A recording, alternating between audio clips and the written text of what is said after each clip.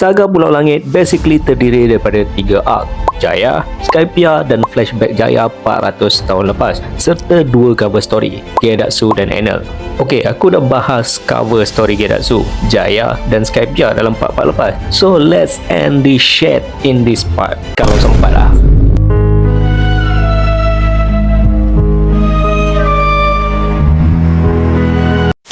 Arc Jaya mengisahkan bagaimana Joy Boy berjumpa dengan aliansinya. Cover story Gedatsu mengisahkan bagaimana Joy Boy telah jatuh ke Lautan Biru, dan part lepas Arc Skypiea adalah bagaimana Joy Boy telah naik semula ke kerajaannya membawa ideologi baru.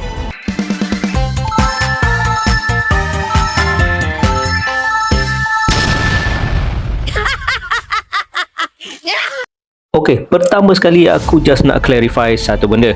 Mungkin ada yang tertanya kenapa aku berkeras sangat untuk kaitkan Saga Pulau Langit ni dengan kisah Joy Boy, seolah-olah aku memaksa jalan cerita aku sendiri.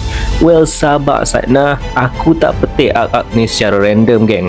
Walaupun tak boleh dinafikan, Saga Pulau Langit adalah saga yang sangat penting kerana di sinilah Oda mula bagi hint-hint kecil tentang nikah. Tapi korang perasan tak? Ada satu nombor yang berulang-ulang kali Oda highlight dalam saga ni, yang mana nombor ni sendiri adalah nombor yang sangat penting dan sering kali dikaitkan dengan watak utama kita, Luffy. Aku rasa korang dah boleh agak nombor apa? Yes, nombor 56. Kebetulan atau disengajakan, Oda somehow mention nombor ni secara literal atau subtle dalam setiap arc Pulau Langit, malah termasuk dalam cover story yang berkaitan. Yes, dan benda ni terlalu sus untuk hanya kebetulan semata, sebab Oda yang kita kenal memang suka main nombor. Sedangkan terjaga main mesej. Dalam arc Jaya, Mashira dan Shoujo telah berjumpa dan join kriket dalam 5-6 tahun yang lalu. Dalam arc Skypiea, 56 peserta telah gugur 2 jam setelah peperangan antara Shandia, Gods Militia, Gunfall dan Lanon Straw Hats bermula. Goro-Goro no Mi, nama Devil Fruit yang dimakan Enel sendiri diambil dari perkataan Go dan Ro yang boleh diartikan sebagai 5 dan 6. Dan Devil Fruit ni memainkan peranan sangat penting dalam cover story Enel yang telah menghidupkan semula semua automata di bulan. Goro juga adalah nama kepada watak yang Gedatsu terserempak ketika jatuh ke Lautan Biru dalam cover storynya.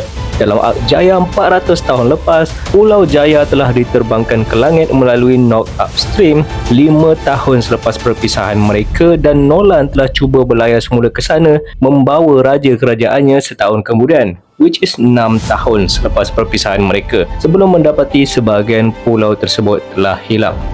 Boleh dikatakan kesemua arc dalam saga ni mention nombor 56. Disebabkan tu aku percaya semua ni bukan hanya kebetulan semata, melainkan Oda cuba foreshadowkan sesuatu, dan sesuatu itulah Joy Boy, pemakan Devil Fruit Sun God nikah sebelum Luffy. Okey, kalau sebelum ni aku suka paralelkan elemen-elemen di One Piece dengan sejarah dunia sebenar, apa pula peristiwa sejarah yang menjadi paralel kepada momen yang berlaku di era Joy Boy yang aku dah bahas panjang lebar dalam part lepas ni? Aku percaya paralelnya adalah none other than peristiwa Perang Dunia Kedua dalam sejarah sebenar. Ada beberapa persamaan yang boleh dikaitkan antara One Piece dengan perang tersebut. Pertama adalah terma The Alliance.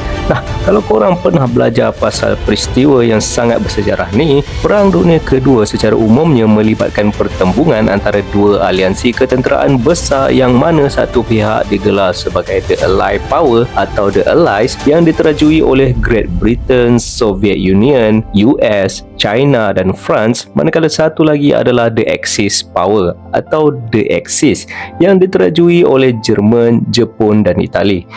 Menariknya, terma The Alliance di One Piece yang merupakan aliansi 20 kerajaan yang bergabung untuk menjatuhkan Joy Boy somehow mengambil nama yang hampir sama dengan The Allied Power dalam Perang Dunia Kedua.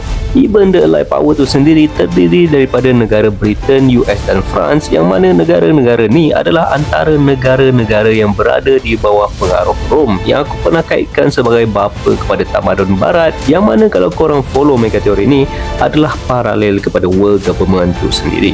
Nah, balik semula kepada apa yang berlaku di Skypia yang aku bahaskan dalam part lepas, di mana jaya yang diterbangkan ke langit dan diceroboh para penghuni Skypia adalah paralel tentang bagaimana tamadun Mesoamerika yang berkepercayaan pagan telah mengalami transisi dan transformasi kepada Kristianiti, manakala kedatangan Enel pula membawa elemen Buddhisme, di mana ia adalah sebuah kepercayaan yang majoritinya dianuti oleh masyarakat timur, telah mengganggu transisi tersebut, seolah-olah mencerminkan bagaimana dalam Perang Dunia Kedua, The Allied Power yang majoritinya dianggotai kuasa barat telah melawan The Axis Power, yang mana salah satu anggota utama dan benteng terakhirnya, Jepun, telah merepresentasi timur. Kalau sebelum ni aku bahas Imo telah menggunakan Mother Flame untuk mengaktifkan senjata kuno dan melenyapkan Lulusia, adalah paralel bagaimana US dari pihak The Allies telah melepaskan bom atom kepada Jepun yang membuatkan The Allied Power menang dalam Perang Dunia Kedua tersebut.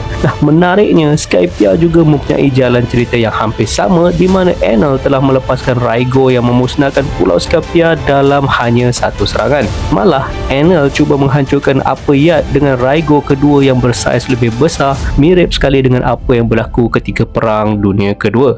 Dan kalau dilihat bagaimana Enel hanya mampu menghasilkan Raigo dengan bantuan Arc Maxim, Ibu juga hanya mampu melenyapkan Lulusia dengan bantuan senjata kuno dan Mother Flame. Namun begitu, dalam peperangan, good and bad, kebaikan dan kejahatan adalah sesuatu yang sama-sama, kerana lumrahnya di antara dua atau lebih pihak yang berperang, sangat mustahil untuk sekurang-kurangnya satu pun dalam kalangan peserta perang ni yang langsung tidak melakukan kekejaman. Maka disebabkan itu, Vegapunk katakan bahawa dia tidak berniat untuk judge pihak mana yang betul atau pihak mana yang salah. Kalau kita pandang konteks Perang Dunia Kedua ni melalui sejarah sebenar, The Axis Power adalah pihak yang jelas dilihat sebagai villain atau watak jahat. Bagaimana mereka cuba meluaskan empayar mereka dengan cara menindas kaum yang lemah seperti pembantaian Nanjing, mengorbankan nyawa berjuta-juta manusia seperti Holocaust, serta melakukan eksperimen-eksperimen kejam yang tak berperi kemanusiaan seperti apa yang dilakukan oleh unit 731.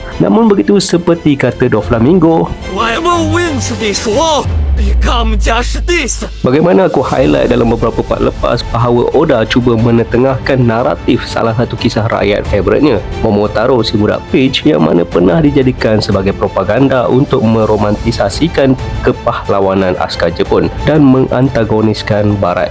Aku percaya naratif ni juga telah diaplikasikan di dalam One Piece, menjadikan balik semula dengan apa yang aku bahas, yang mana The Allied Power versus The Axis Power adalah paralel kepada The Alliance versus Joy Boy Alliance. Aku percaya Oda cuba twist segala kejahatan yang dilakukan oleh Axis Power dalam Perang Dunia menjadi kebaikan yang cuba dicapai Joy Boy dan aliansinya. Kalau di Axis cuba meluaskan empayar diorang dengan cara penindasan, Joy Boy pula meluaskan empayarnya dengan cara pembebasan. Instead of mengorbankan nyawa jutaan manusia, Joy Boy telah menyelamatkan mereka. Instead of melakukan eksperimen kejam, Joy Boy telah bertanggungjawab dan berada di pihak senjata-senjata ni. Jadi apa pendapat korang? Kalau korang ada teori yang menarik atau ingin kongsikan sesuatu, jangan malu-malu untuk like, komen dan subscribe video dan channel ni. Kita jumpa lagi di Laugh Tale.